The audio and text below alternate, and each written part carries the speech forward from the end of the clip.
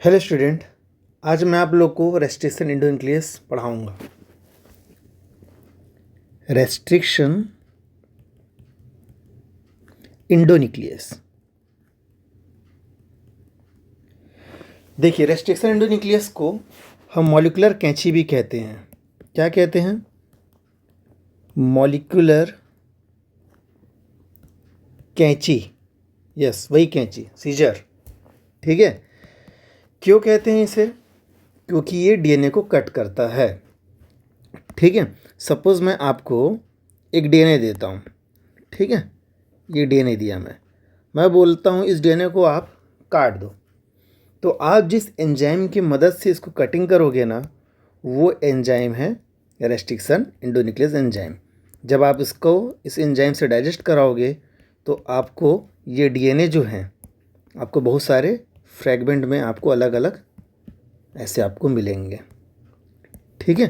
तो restriction endonuclease enzyme क्या करता है? इस डीएनए को काटने का काम करता है। क्या काम करता है? इस डीएनए को काटने का काम करता है। रेस्ट्रिक्शन इंडोन्यूक्लियस एंजाइम डीएनए को काटने का काम करता है। ठीक है। लेकिन अब हमें ये भी जानना जरूरी है कि रेस्ट्रिक्शन इंडोन्यूक्लियस एंजाइम जो है वो कौन से क्लास का एंजाइम है। ठीक है।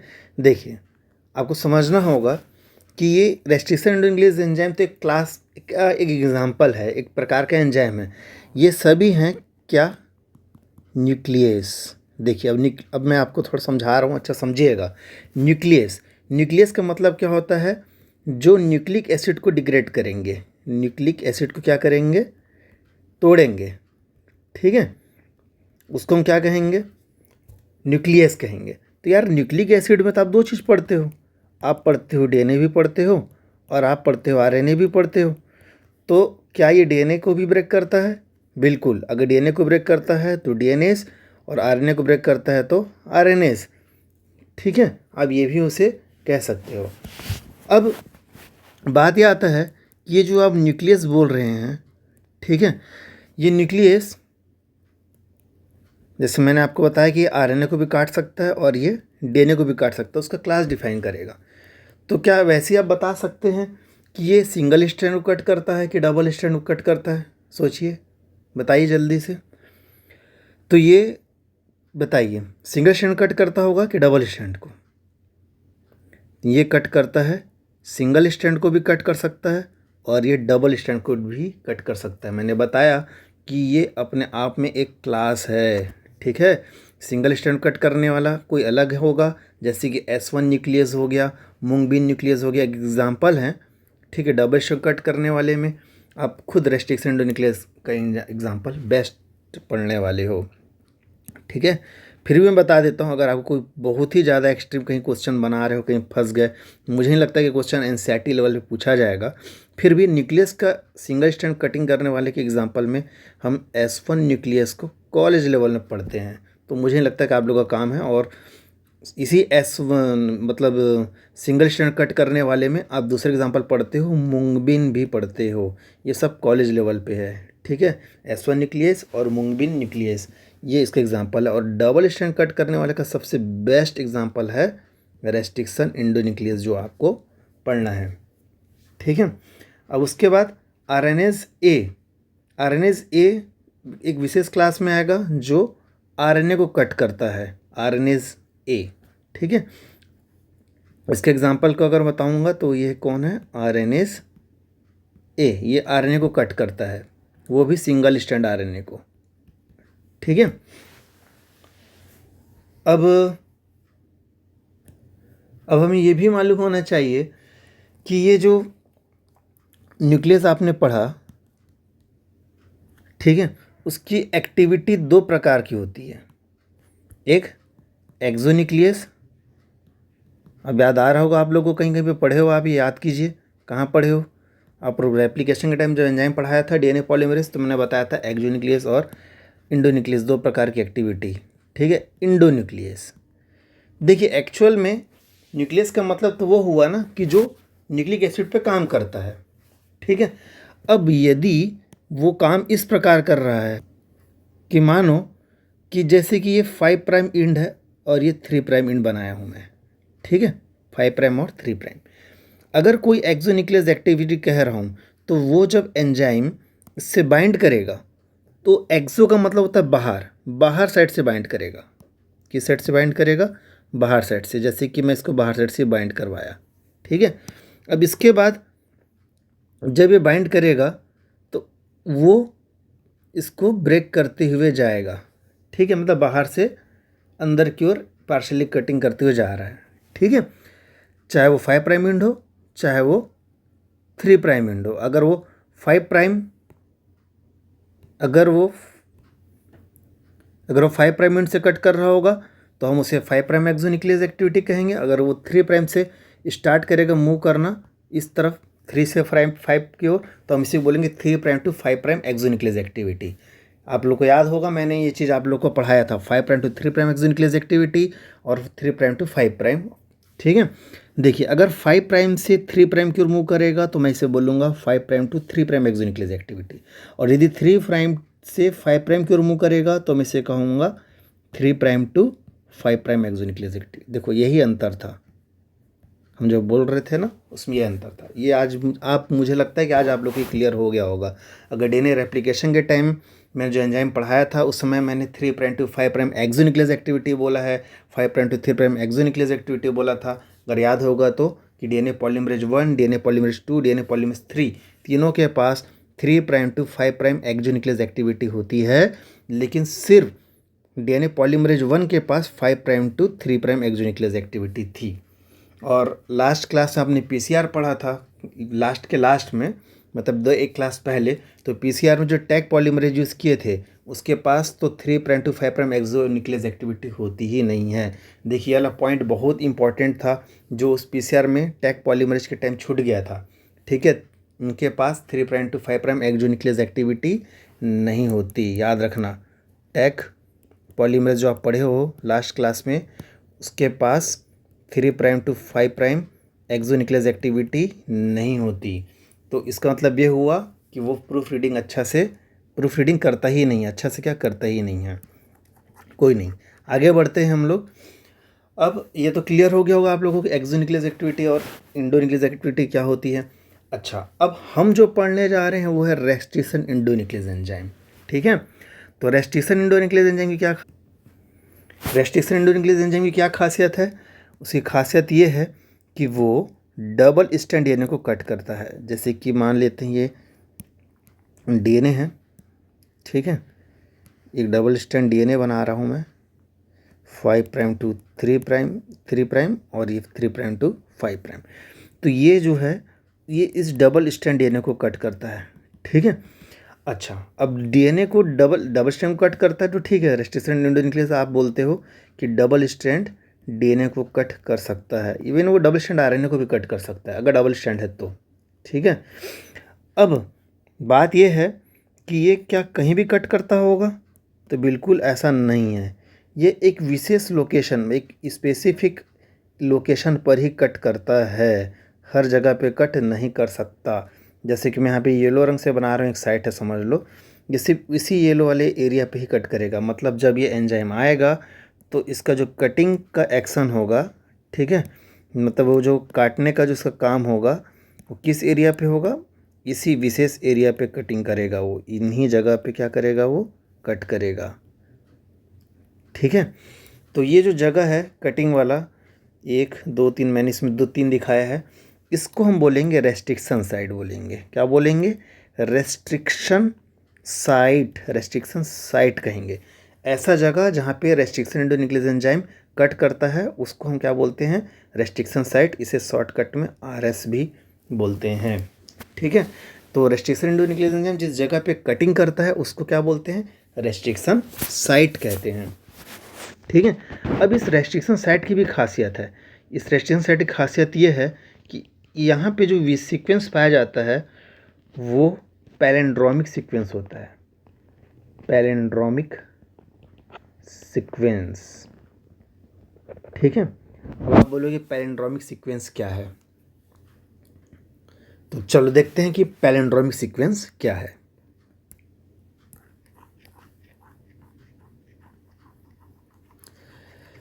देखिए, पैलिंड्रोमिक सीक्वेंस का मतलब देखिए कई ये इसमें भी आप जो पढ़ तो लिए रहते हैं एनसीईआरटी बुक से, या फिर हम जो भी बुक रेफर करते हैं एनसीईआरटी बहुत standard book, no no doubt, बहुत अच्छी बुक है वो, बट कई बार हम उसको अच्छे से पढ़ नहीं पाते, उसके कारण हम उसको गलत बोलते हैं कि उसमें ऐसा दिया था वैसा, जिस कारण हमसे क्वेश्चन में गलती हो गई। ऐसा नहीं है, उसको थोड़ा बारीकी से पढ़ना रहता है। देखिए पैलिंड्रोमिक सीक्वेंस को अगर आप एनसीईआरटी में पढ़ेंगे तो उसमें लिखा रहता है कि वो उसका जो सीक्वेंस है उसको आप अगर रीडिंग करोगे डीएनए को, तो चाहे इस तरफ से इस तरफ रीडिंग करो ऐसा, या राइट से लेफ़्ट करो या लेफ़्ट से राइट, ठीक है, राइट से लेफ़्ट करो या लेफ़्ट से राइट करो, आप सेम चीज़ पढ़ते हो। ऐसे सीक्वेंस को हम क्या कहते हैं? पैलिंड्रोमिक सीक्वेंस कहते हैं। अच्छा, और हम एग्जाम्पल में क्या पढ़ लेते हैं? एग्जाम्पल में हम बेस्ट एग्जाम्पल पढ़ते हैं मलयालम का, ठीक है। देखना कहाँ पे गलती होने वाला है बताऊँगा अभी, देखना ना, पैलिंड्रोमिक सीक्वेंस, ठीक है। बेस्ट एग्जाम्पल आप क्या पढ़ते हो बोला मैं भी? मलयालम का। बेस्ट एग्जाम्पल पढ़ते हो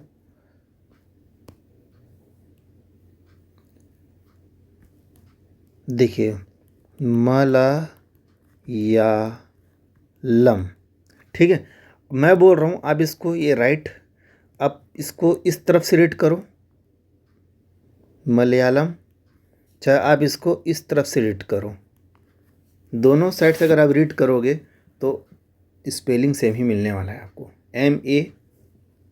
एम यहाँ भी है, एम यहाँ भी है, ए यहाँ भी है, ए यहाँ भी है, देख लीजिए आप, LAY, ठीक है।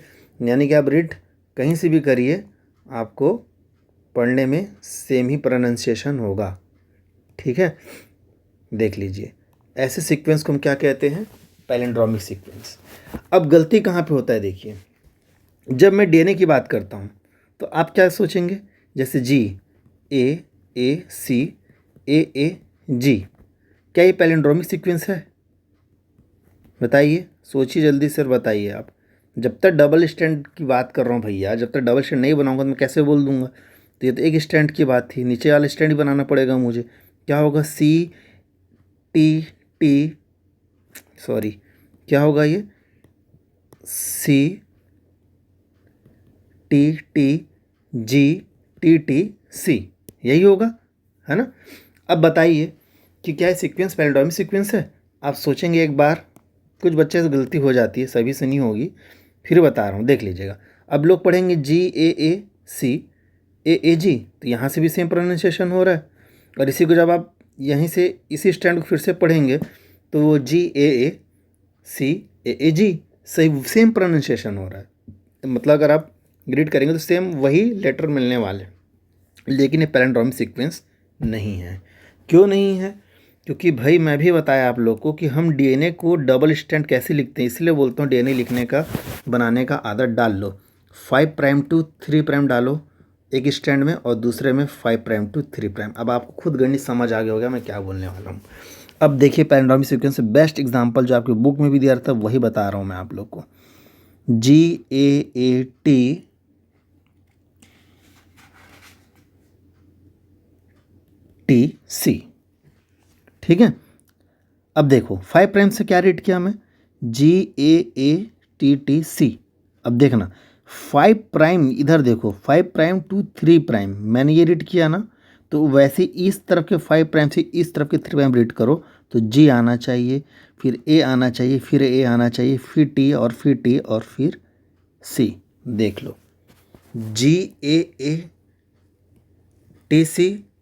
देख लो GAATC, 5 prime to 3 prime read किया हूँ मैं, है ना। ये है बेस्ट एग्जाम्पल है ये, ठीक है, और ये सही है।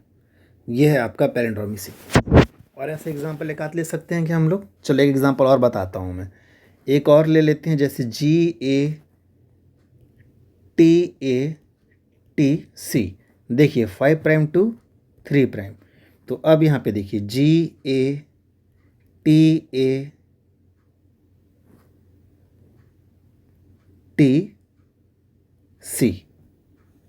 GATATC, GATATC, 5 prime to 3'। ठीक है, तो ये है आपका पैलिंड्रोमिक सीक्वेंस, ये भी राइट है। गलत कौन सा था? जो ऊपर मैं बनाया हूँ वो गलत था। ठीक है, तो ऐसा क्वेश्चन कई बार दिया जा सकता है नीट में, आपको 3-4 वेरिएशन दे देगा और बोलेगा बताइए इसमें से कौन सा पैलिंड्रोमिक सीक्वेंस है। तो मुझे उम्मीद है कि ये चीज़ आप लोग को समझ आ गया होगा कि पैलिंड्रोमिक सीक्वेंस क्या होता है, रेस्ट्रिक्शन सेट क्या होता है और रेस्ट्रिक्शन इंग्लिश है क्या। चलिए अब हम लोग मेन स्लाइड को भी देख लेते हैं कि क्या क्या पॉइंट है जो मेन है। चलिए फटाफट इसको रीड कर, चलिए अब देख लेते हैं मेन पॉइंट क्या क्या था इसमें। पिछले साइड अपने को बता दिया था हमें सब कौन कौन सा रेस्ट्रिक्शन इंक्लेज एंजाइम है और कौन कौन सा रेस्ट्रिक्शन साइट है, सॉरी, है ना। पैलिंड्रोमिक सीक्वेंस कैसा होता है पूरा बता दिया हूँ, क्लियर है आप लोगों को। ठीक है, अब ये देखना है हम लोग को कि रेस्ट्रिक्शन इंडोन्यूक्लियस एंजाइम में और बेहतरीन कौन कौन सा पॉइंट है देखते हैं। अभी आप लोगों को मैं बता रहा हूँ, ध्यान सुनिएगा कि रेस्ट्रिक्शन इंडोन्यूक्लियस एंजाइम सिर्फ बैक्टीरिया में पाया जाता है, फाउंड ओनली इन बैक्टीरिया। ठीक है, restriction endonucleases are bacterial enzyme that cleave double strand DNA, ये मैं आपको बता चुका हूँ। A restriction enzyme belong a large class of enzymes called nucleases, अभी जस्ट वही सब समझाया मैं आप लोग को। न्यूक्लियस होता है, न्यूक्लियस दो प्रकार का होता है, एक्सोन्यूक्लियस, इंडोन्यूक्लियस। ठीक है, अच्छा इंडोन्यूक्लियस वाला केस को मैं वहाँ पे मिस किया था बताने के लिए। ठीक है, कोई दिक्कत नहीं, यहाँ बता देता हूँ। इंडोन्यूक्लियस का मतलब क्या होगा कि जैसे कोई एंजाइम है, ठीक है, सॉरी जैसे कोई डीएनए है मान लेते हैं ना, ये डीएनए है, इसका एक छोर और ये दूसरा छोर, तो इंडोन्यूक्लियस एंजाइम, इंडो का मतलब होता है अंदर, एक्सो वाला पढ़े आप, एक्सो वाला बताया था मैं। एक्सो जो होता है बाहर से एक्शन करता है, ठीक है, और बाहर से अंदर की ओर आता है कटिंग करने के लिए, जबकि इंडोन्यूक्लियस क्या होता है, इंडोन्यूक्लियस अंदर की ओर किसी विशेष पॉइंट पर कटिंग करेगा। जैसे रेस्ट्रिक्शन साइट के बारे में देखे थे ना, एक विशेष पर्टिकुलर एरिया पे कट कर रहा था, तो वैसे ही इंडोन्यूक्लियस एंजाइम क्या होता है, एक अंदर की ओर कटिंग करता है। ठीक है, वो बाहर से अंदर की ओर नहीं बल्कि अंदर कोई विशेष एरिया पे कटिंग करता है, ये खासियत होती है इंडोन्यूक्लियस एंजाइम की। ठीक है, फिर पढ़ लेते हैं क्या पॉइंट अपन इसमें इंक्लूड किए। इंडोन्यूक्लियस में cut at specific position with in the DNA by inspecting the length of it DNA sequence. ठीक है, ये पॉइंट था, है ना। उसके बाद restriction endonuclease cut the DNA at specific site called restriction site, बता चुका हूँ। रेस्ट्रिक्शन साइट इस पैलिंड्रोमिक सीक्वेंस, और ये क्या होता है ये भी मैंने आप लोगों को अभी बताया कि पैलिंड्रोमिक सीक्वेंस क्या होता है। ठीक है, वो बहुत इंपॉर्टेंट था। और नेक्स्ट में आते हैं, डिस्कवरी में आ जाते हैं। चलिए अब देखिए, डिस्कवरी में आप लोगों को सबसे इंटरेस्टिंग चीज़ बता दूं कि इसका नाम जो है, चलो इसका नाम के बारे में सिर्फ दिया है कि नहीं देखेंगे बाद में, पहले बता देता हूँ कि इसका नाम रेस्ट्रिक्शन इंडोन्यूक्लियस एंजाइम पड़ा है क्यों। देखिए बैक्टीरिया में, मैं इसको एक अलग स्लाइड में बताता हूँ, वेट, चलिए देखते हैं कि इसका नाम रेस्ट्रिक्शन इंडोन्यूक्लियस पड़ा है क्यों। सपोज कि एक बैक्टीरिया है, ठीक है, ये बैक्टीरिया मैं ऐसे बना दिया, है ना, उसके पास अपना खुद का डीएनए है, उसके डीएनए को मैं ये बना दिया, ये उसका खुद का डीएनए, सीधी सी बात बैक्टीरिया खुद का डीएनए भी होगा। अब मान लेते हैं कि इसको ना एक वायरस का इन्फेक्शन हुआ, ठीक है, ये वायरस को मैं बना रहा हूँ ग्रीन कलर में, और वो बैक्टीरियोफेज है मान लेते हैं। ठीक है, पढ़े हो ऐसा, पहली बार देख रहे हो, ऐसी तो नहीं है, ऐसी चीज़ पहले भी आप देख चुके हो। ये बैक्टीरिया अपना डीएनए इंसर्ट कर दिया इसके अंदर, किसका डीएनए है वो, बैक्टीरियोफेज का डीएनए।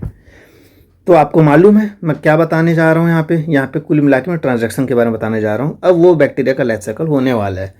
अब आपको मालूम होगा कि अगर बैक्टीरिया उस वायरस का डीएनए यानी बैक्टीरियोफेज का डीएनए जब अंदर जाएगा, उसके बाद वो उस बैक्टीरिया के प्रोटोप्लाज्म में या सेल साइटोप्लाज्म में जो प्रेजेंट एंजाइम होगा उसको यूज़ करके उल्टा उसी के डीएनए को डिग्रेड कर देगा और अपना काम करेगा, रेप्लिकेशन कराएगा, ट्रांसक्रिप्शन कराएगा, ट्रांसलेशन कराएगा, और अपना प्रोटीन और अपना पूरा कंप्लीट वायरस का पैकेज बना के सेल को फाड़ के बाहर निकल जाएगा। आपने साइकिल पढ़ा होगा, ट्रांजैक्शन याद होगा, ठीक है, ट्रांजैक्शन पढ़ा होगा जिसमें आप लाइटिक और लाइसोजेनिक पढ़े थे 11 मोनेरा क्लास में, याद कीजिएगा।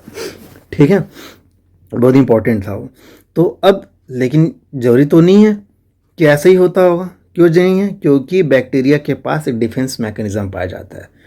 ठीक है, अब क्या डिफेंस मैकेनिज्म है जब समझिएगा, जब ये वायरस अपना डीएनए इंसर्ट करके यहाँ से निकल लेगा, ठीक है, तो उसके साथ इन्फेक्शन हो सकता है ना, लेकिन ज़रूरी नहीं है कि इन्फेक्शन होगा, क्योंकि इसके पास एक विशेष एंजाइम पाया जाता है जिसका आप पढ़ रहे हो, और वो विशेष एंजाइम है क्या? विशेष एंजाइम है रेस्ट्रिक्शन एंडोन्यूक्लियस एंजाइम।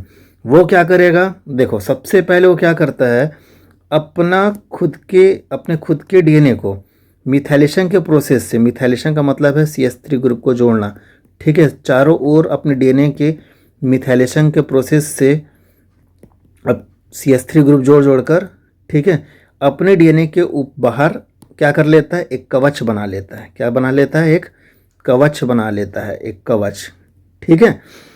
और दूसरी एक्टिविटी देखो, उस RE की दूसरी एक्टिविटी देखो।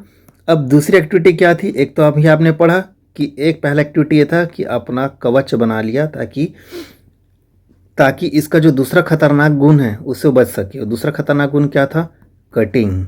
यस, इसके पास दो एक्टिविटी थी, एक मिथाइलेशन का प्रोसेस करने का और दूसरा कटिंग करने का। कटिंग करने की क्षमता से ये इस वायरस के डीएनए को क्या कर दिया? काट के टुकड़े टुकड़े में इसको क्या कर दिया? छोड़ दिया, ठीक है। अभी देखो, ये इसके पूरे डीएनए को क्या कर दिया? कट कर दिया। अब ये टुकड़े डीएनए उसके कुछ काम के नहीं है, ठीक है। तो कहीं ना कहीं पे ये इस बैक्टीरियोफेज से छुटकारा पाने के लिए ये डिफेंस मैकेनिज्म किया था, इसीलिए इसका नाम पड़ा रेस्ट्रिक्शन। रेस्ट्रिक्शन मतलब समझ गए होगे आप, प्रतिबंधित कर दिया गया, उसको प्रतिबंधित कर दिया गया कि आप हमें इन्फेक्शन नहीं करा सकते, इसलिए नाम आया रेस्ट्रिक्शन। और इंडोन्यूक्लियस इसलिए बोला गया क्योंकि इसकी प्रकृति जो थी, ठीक है, जो उसको डाइजेस्ट करने की प्रकृति थी वो इंडोन्यूक्लियस से सिमिलर था, इंडोन्यूक्लियस के क्लास में आता है ना, इसलिए इसका नाम रेस्ट्रिक्शन एंडोन्यूक्लियस एंजाइम पड़ा, ठीक है। तो याद रखना कि रेस्ट्रिक्शन एंडोन्यूक्लियस एंजाइम क्यों नाम पड़ा, तो ये उसके डिफेंस मैकेनिज्म, किससे डिफेंस कर रहा था? इस वायरस से डिफेंस कर रहा था, इसलिए इसका नाम रेस्ट्रिक्शन एंडोन्यूक्लियस एंजाइम पड़ा, ठीक है। चलिए अब देखते हैं, फटाफट हम इसके डिस्कवरी वाले पार्ट को पढ़ लेते हैं, क्या क्या पॉइंट है। The two enzymes responsible for restriction the growth of bacteriophage. देखो, अभी वही जो कहानी बताया मैं, वही bacteriophage in E coli were isolated, ठीक है। One of this added methyl group. अभी आप लोग को अगर स्लाइड मिटा नहीं होगा तो मैं दिखा भी देता हूँ मैं, ये देखिए मेथिल ग्रुप CH3 आप जोड़े हो ना, CH3 यही मेथिल ग्रुप था, ठीक है। And second will other cut the DNA, जो भी आपको बताया, ठीक है, कॉल्ड रेस्ट्रिक्शन एंडोन्यूक्लियस। तो इनकी दो एक्टिविटी को जो कंबाइन फॉर्म में था, है ना, और इसको हम क्या कह दिए? रेस्ट्रिक्शन एंडोन्यूक्लियस कह दिए, ठीक है। Restriction endonuclease was isolated for first time by W. Arber in 1962 in bacteria. मैं अभी आप लोगों को पहले बताया कि अभी तक सिर्फ बैक्टीरिया में ही पाया गया है भाई, है ना, और किसी दूसरे में नहीं। अच्छा, 1962 में, नाम याद रखिएगा, भूलना मत नाम, क्या नाम दिया है? W. आर्बर, ठीक है। They are called molecular scissor और बायोलॉजिकल सीजर। अभी आप लोग बताया कि जैविक कैंची भी कहते हैं, ठीक है, और मॉलिकुलर कैंची भी कहते हैं। इन 1978 आर्बर, स्मिथ एंड नाथन। देखो ये क्वेश्चन पहले की जब एनसीईआरटी भी हालांकि इसका जिक्र है, फिर भी बहुत इंपॉर्टेंट पॉइंट है कि 1978 में आर्बर, स्मिथ और नाथन को, ठीक, इसके लिए नोबेल प्राइज़ भी मिला था, ठीक है, रेस्ट्रिक्शन एंडोन्यूक्लियस के लिए। उसके बाद अगला पॉइंट भी बहुत इंपॉर्टेंट है, क्या है? The first restriction endonuclease HIN2। देखियो कौन सा था सबसे पहला रेस्ट्रिक्शन एंडोन्यूक्लियस, कौन सा था? तो वो था HIN2, ठीक है। वॉज आइसोलेटेड, एक्चुअली में HIN2 नहीं है, HIND2 है वो, ठीक है, बट हम नॉर्मली प्रोनाउंसिएट ऐसे कर देते हैं HIN2। Was isolated bye Smith, Wilcox and केली इन 1968 and HIN2 always cut the DNA at specific base sequence, that is 6 base pair। वो हम कुछ एग्जांपल लास्ट स्लाइड में बताएंगे जो आपको याद रखना होगा, ठीक है, तो वहाँ पे देख लेंगे। उसके बाद ये बोला है कि apart from HIN2 more than 900 restriction enzyme have been isolated from over 230 strain of the bacteria. देखिए ये वाला पॉइंट तो बिल्कुल नहीं जम रहा है, लेकिन अब क्या करें, ये एनसीईआरटी का डेटा है ना, तो हमको तो यही याद रखना पड़ेगा। बट आपको बता दूं कि अप्रॉक्सीमेट 4000, कितना, 4000 रेस्ट्रिक्शन एंजाइम अभी तक, ठीक है, अभी तक इतना रेस्ट्रिक्शन एंजाइम क्या हो चुका है, डिस्कवर हो चुका है, ठीक है। लेकिन एनसीईआरटी अगर पूछेगा तो एनसीईआरटी के अकॉर्डिंग आपको आंसर करना है ना। तो एनसीईआरटी के अकॉर्डिंग अगर आप जाओगे तो आप क्या आंसर करोगे, आप 900 आंसर करोगे। क्यों? क्योंकि एनसीईआरटी में यही डेटा दिया हुआ है, ठीक है।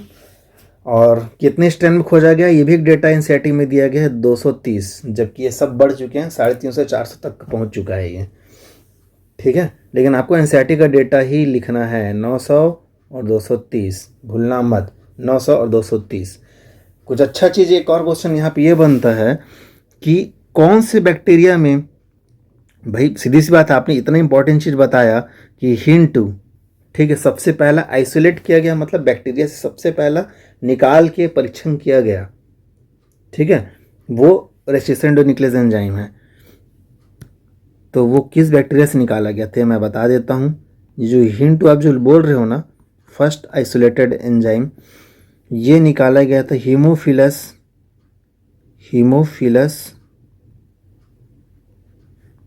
इन्फ्लुएंजी, ठीक है, हीमोफिलस इन्फ्लुएंजी से निकाला गया था।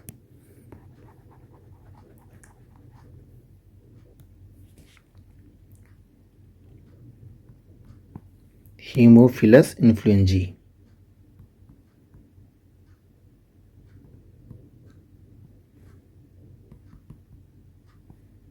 जीनस है और इन्फ्लुएंजी इसका स्पीसीज, ठीक है। ये इस बैक्टीरिया से आइसोलेट किया गया था, याद रखना, भूलना मत। कौन सा? हीमोफिलस इन्फ्लुएंजी से सबसे पहला रेस्ट्रिक्शन एंडोन्यूक्लियस एंजाइम निकाल के सेपरेट करके रखा गया था। अब नेक्स्ट में अब आते हैं नॉमेनक्लेचर में, यानी कि आप इसी को सामान्य भाषा में क्या कहते हो, नामकरण, ठीक है, कि इस एंजाइम में नामकरण कैसे किया जाता है। देखिए, अब मैं सिंपल एग्जांपल बता देने से कि एक एग्जांपल लेते हैं, इको R1, ठीक है, इको R1, ये एक किसका नाम है, ये एक एंजाइम का नाम है। तो यहाँ पे ई वर्ड जो था वो जीनस से था, वो है इकोलाई का एस्चेरिचिया, ठीक है, किससे था ये जीनस से आया था। और ये जो को वर्ड था वो स्पीसीज से आया था, ठीक है। और ये जो आर वर्ड था वो स्ट्रेन से आया था, RY13, ठीक है। और ये जो फर्स्ट लेटर जो रोमन लेटर में जो लिखे वो किससे आया था, तो आया था फर्स्ट आइसोलेटेड से आया था, ठीक है, फर्स्ट आइसोलेटेड से आया था, ठीक है। तो ऐसे इसका नामकरण किया जाता है। फिर भी अब कहानी क्या है पढ़ लेते हैं, फटाफट रीड कर लेते हैं इसको भी। Naming of the restriction enzyme proceed in way that first letter of name is come from the genus, और सेकंड वाला जो आएगा वो स्पीसीज से है, वही बताया है, ठीक है। और जो Roman number following the name indicate order in which enzyme were isolated, ठीक है, वही सब बताया है। जैसे एग्जांपल बताया यहाँ पे, ये देखिए इकोलाई है ना, इको R1 का एग्जांपल बताया है यहाँ पे। इको R1 जो ऊपर बताया हूँ उसमें से ई जो आया था वो इकोलाइक से आया है। कैपिटल लेटर ई क्या इंडिकेट कर रहा है, एस्चेरिचिया को। CO क्या इंडिकेट कर रहा है, स्पीसीज को, ठीक है, स्पीसीज का क्या था, स्पीसीज कोलाई था, ठीक है। और R क्या कर रहा है, तो RY13 क्या है, उस स्ट्रेन का पहला लेटर था, ठीक है। स्ट्रेन का ये देखिए, जैसे ये RY13 है तो इसमें से सिर्फ आपने क्या लिया, R लिया था, ठीक है ना। तो ऐसा था। और रोमन नंबर 1 जो लिखे हुए थे वो क्या इंडिकेट कर रहे हैं, it was the first enzyme isolated from the bacterial E coli RY13, ठीक है। तो ये इस प्रकार से इसका नॉमेनक्लेचर किया गया। फिर से बोल रहा हूँ, याद रखिएगा, यहाँ पे जो ई वर्ड था वो जीनस से था, और जो CO यानी को लिखे हो आप, ठीक है, स्मॉल लेटर में, ये जो था वो स्पीसीज से था, ठीक है। R जो था वो स्ट्रेन से था, और जो रोमन लेटर में फर्स्ट लिखे थे वो पहला उसको निकाला गया, आइसोलेटेड किया गया, ये बताना चाह रहा है। उसके बाद आते हैं पैटर्न ऑफ कटिंग में, ठीक है। देखिए अब कटिंग करने का तरीका कैसे है। अगर ये एक डीएनए है ना, अगर उस डीएनए को वो बीचों बीच से ऐसा कहीं मान लेते हैं, ये जो एरिया बनाया में रेस्ट्रिक्शन साइट है, और यदि इसको बराबर काटता है इस प्रकार से, देखिएगा ठीक है, इस प्रकार से काटता है ना, तो इसे हम बोलेंगे ब्लंट इंड।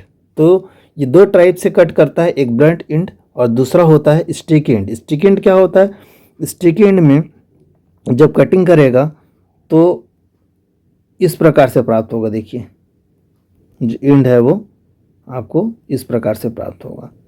इस लकड़ी तोड़ते हैं ना, तो वो जो स्टिकी इंड वही है, ठीक है। तो उसका सिंगल स्टैंड जो है वो बाहर निकला हुआ रहेगा। तो there are two type pattern of cutting are of आरी। फर्स्ट है स्टिकी इंड और दूसरा है ब्लंट इंड। स्टिकी इंड को कोहेसिव और कैम्ब्रिक इंड भी कहते हैं, ठीक है। Restriction enzyme cut the strand of DNA a little away from the centre palindromic side but between the same two base on the opposite strand. This stagger cut leaves single stranded portion at both end. They are referred to as sticky end. मैं आपको diagram में समझा रहा हूँ, ज़्यादा अच्छा समझ आएगा। देखिए स्टिकी एंड जैसे यहाँ पे ये आपको दिख रहा होगा, देखो ये साइड को देखिए ध्यान से, कहाँ पे कट कर रहा है, ये जो निकला हुआ है बाहर पार्ट और ये जो निकला हुआ है दिख रहा है ना, सिंगल स्टैंड, ऐसा जो कटिंग होता है उसको हम बोलते हैं स्टिकी इंड। और ब्लंट इंड क्या है, ब्लंट इंड में आपको एग्जैक्ट जैसे यहाँ से कटिंग किया तो इसी जगह का दो बराबर भाग मिलेगा, है ना, तो इसको हम क्या कहते हैं, ब्लंट इंड। तो एक है ब्लंट इंड और दूसरा है स्टिकी इंड, ये दो आप पढ़ते हो, ठीक है।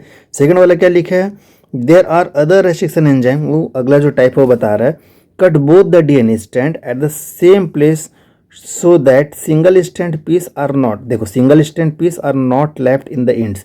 जबकि स्टिकी इंड में क्या था, यहाँ पे एक सिंगल स्टैंड पार्ट जो है वो क्या कर रहा था, निकला हुआ था, ठीक है।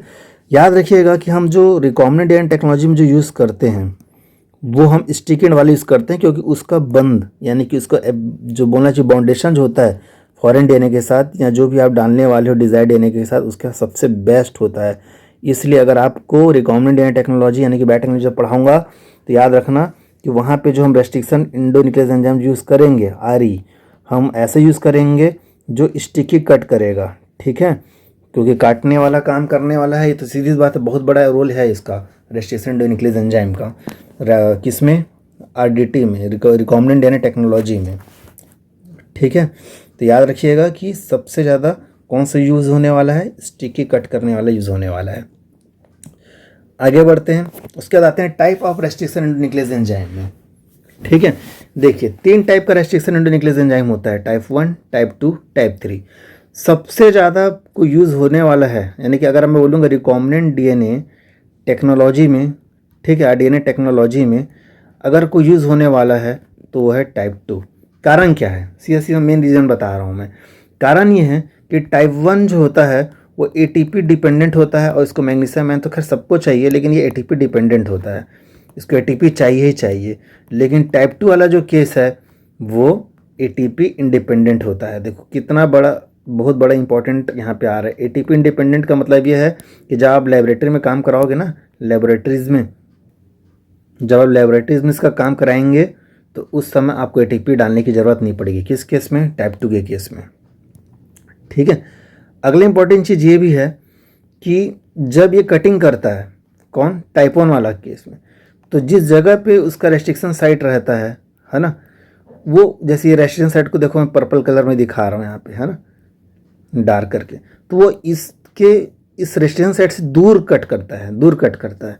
टाइप 3 वाले भी केस सेम वैसा ही है, जैसे यहाँ पे रेस्ट्रिक्शन साइट है तो कटिंग कहाँ करेगा, दूर, उससे रेस्ट्रिक्शन साइट से बाहर दूर साइड में कट करेगा। तो यार अगर मान लो मैं कुछ विशेष जीन को कटिंग करना चाह रहा था, तो वो जीन का तो कोई दूसरा पार्ट को काट देगा, वो एक्स्ट्रा पार्ट काट दिया, तो हो सकता है वो जीन काम ही ना करे। यानी समझ रहे हो मैं क्या बोल रहा हूँ, मुझे काटना था रेस्ट्रिक्शन साइट में, लेकिन मैंने जीन वाला ही पार्ट काट डाला गलती से, क्योंकि वो एंजाइम ऐसा है कि उससे हो गई गलती, अगर पहला और थर्ड वाला टाइप है तो, क्योंकि वो रेस्ट्रिक्शन साइट में कटिंग नहीं करता, है ना। इसलिए हम किसको यूज़ करते हैं, टाइप 2। क्यों, क्योंकि टाइप 2 की खासियत ये है कि जिस जगह पे रेस्ट्रिक्शन साइट होगा, ठीक है, जिस जगह पे रेस्ट्रिक्शन साइट होगा ये उसी जगह पे ही कट करेगा। बाहर नहीं कट करेगा, ये इसकी खासियत है। तो टाइप 1 और टाइप 3 जो है वो बाहर बाहर कट करते हैं, रेस्ट्रिक्शन साइट को रिकॉग्नाइज करते हैं, लेकिन कटिंग जो करते हैं वो या तो आगे तरफ या तो पीछे तरफ करेंगे, लेकिन ये उसी मेन पॉइंट में ही कट करेगा जहाँ पे RS था। RS मतलब रेस्ट्रिक्शन साइट था। ये सबसे बड़ा एडवांटेज था। चलिए पॉइंट क्या क्या है फटाफट देख लेते हैं।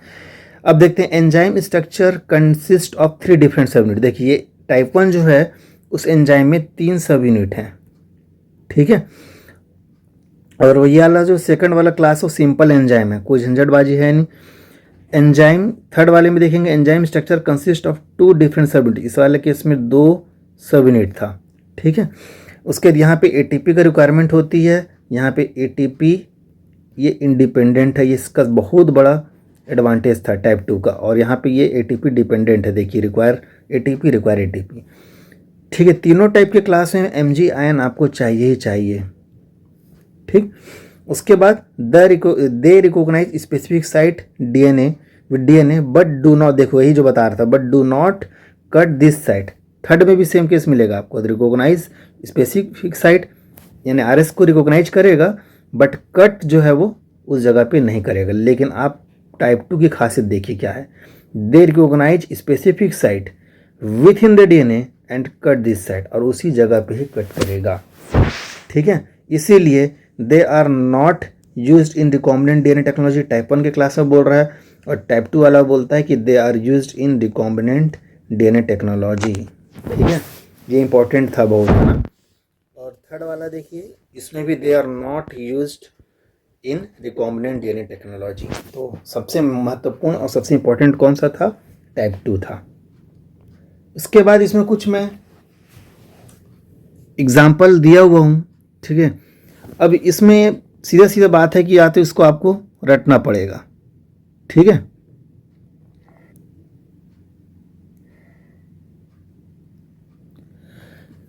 अब फिर भी मैं बोलूँगा कि आपको 2 नाम तो याद रख ही लेना चाहिए। एक हिंटू जो कि सबसे पहला आइसोलेटेड था, तो इसका आप ये साइट याद रख लेना, क्या है, GTCGAC,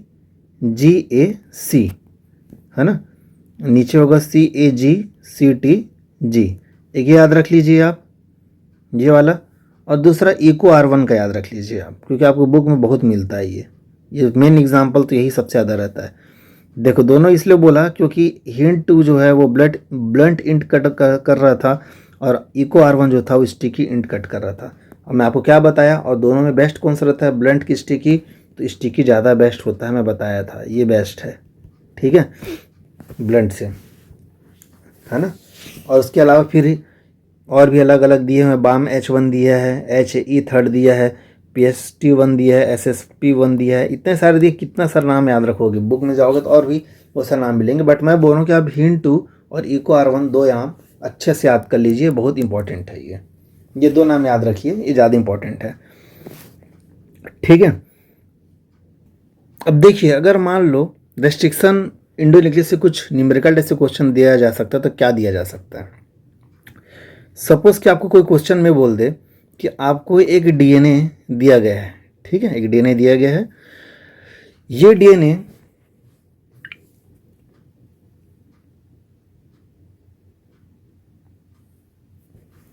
लगभग 50,000 बेस पेयर का है। कितना, 50,000 बेस पेयर का ये DNA है, डबल स्ट्रैंड DNA है ना। क्वेश्चन है, सुन लीजिए, क्वेश्चन को मैं एक्सप्लेन कर दे रहा हूँ कि DNA है जो डबल स्ट्रैंड है और 50,000 बेस पेयर का है, ठीक है। इसको हम एक ऐसे एंजाइम से, एक ऐसे रेस्ट्रिक्शन इंडोन्यूक्लियस एंजाइम से डाइजेस्ट कराते हैं जो जो 6 बेस पेयर के रेस्ट्रिक्शन साइट को रिकॉग्नाइज करता है, ठीक है, 6 बेस पेयर के रेस्ट्रिक्शन साइट को रिकॉग्नाइज करता है। तो बताइए कि ये जो, जब इस एंजाइम से जब हम इसको डाइजेस्ट कराएंगे, ठीक है, इस रेस्ट्रिक्शन इंडोन्यूक्लियस एंजाइम से जब इसको डाइजेस्ट कराएंगे तो आपको कितने फ्रेगमेंट मिलेंगे, ठीक है। क्वेश्चन क्या है, हाउ मेनी फ्रेगमेंट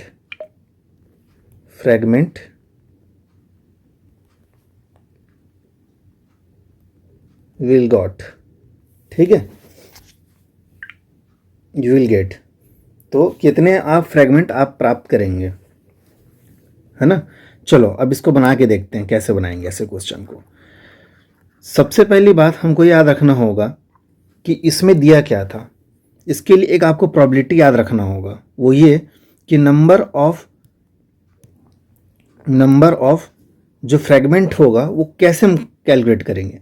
देखो आप लोग याद होगा जब मैं जेनेटिक कोड पढ़ाया था तो एक 4n वाला फॉर्मूला बताया था। क्यों बताया था आपको याद है? वो इसलिए बताया था कि जैसे कि मान लो मैं बोला था कि ए पहला नंबर का कोडाउन है AUG, ठीक है। फिर मान लेते हैं दूसरे नंबर पे था CCG।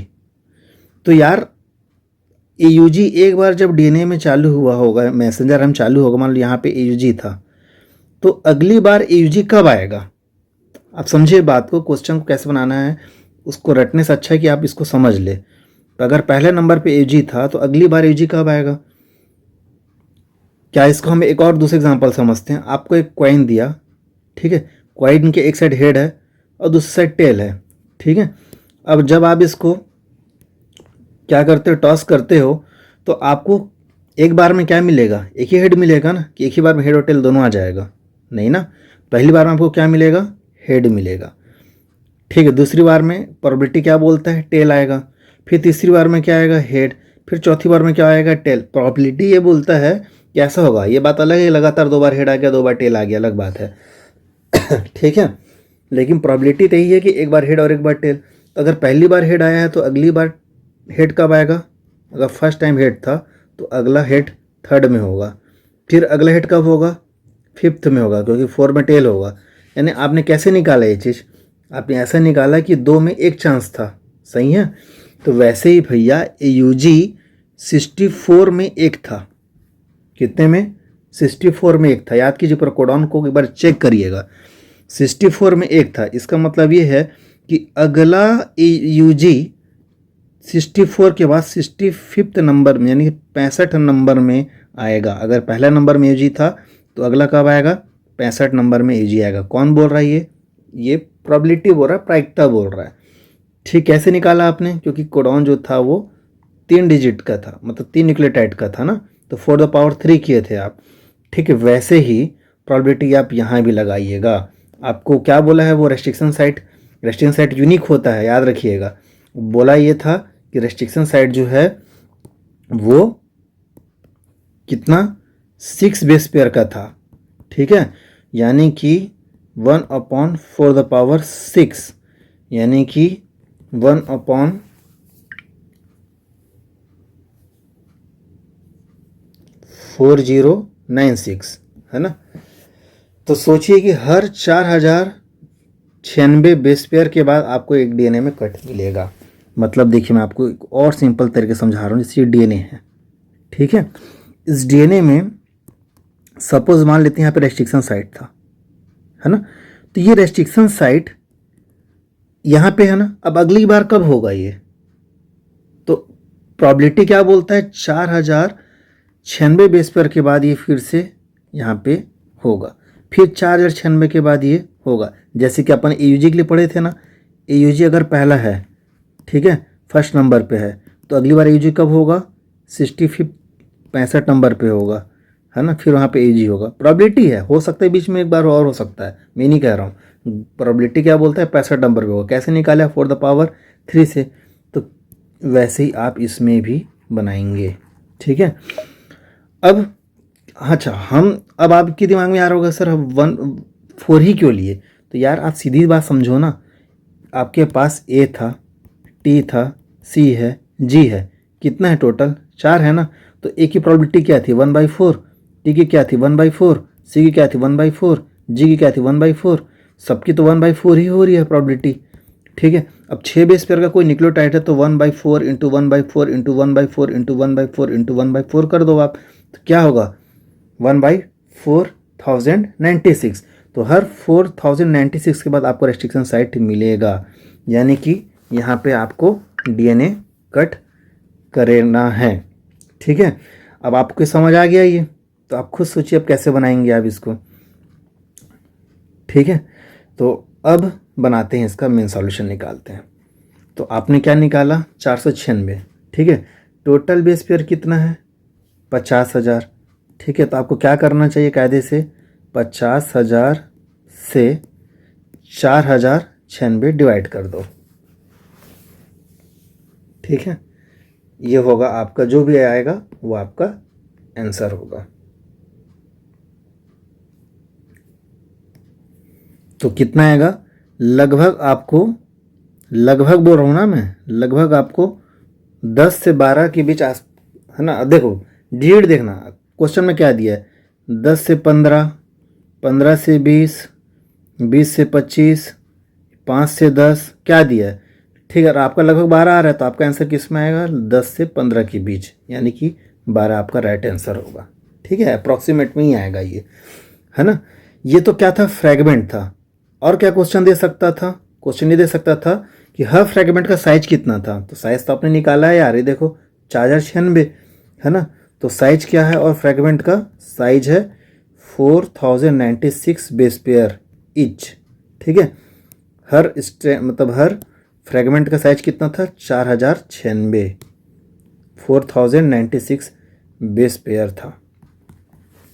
ठीक है ना। तो ऐसे क्वेश्चन दिया जा सकता है, अभी तक ऐसा टाइप से क्वेश्चन नीट में नहीं आया है ना। और सिंपल फॉर्म में भी दे सकता है, जैसे कि दे देगा कि कोई रेस्ट्रिक्शन साइट, कोई एंजाइम है जो रेस्ट्रिक्शन साइट, उसका जो रेस्ट्रिक्शन साइट है उसमें 4 बेस पेयर बस है। ठीक है, तो उसका साइज क्या होगा, जो फ्रैगमेंट कट होगा उसका, तो बता देना, 4⁴ आंसर आ जाएगा। तो इस प्रकार से आप बहुत सारे क्वेश्चन बना सकते हैं।